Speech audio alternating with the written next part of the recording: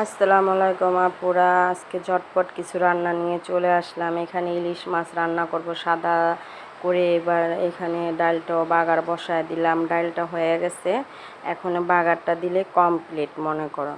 পরে গিয়ে এখানে মাংস ধুয়ে নিলাম রোস্টের জন্য। আজকে রোস্ট রান্না করব, মেহমান আসবে। এখানে কুলজা ফ্যাপসা ভিজায় নিছি। পরে আজকে আসবে না, আসবে কালকে, এই জন্য আজকে রেডি করে রাখবো।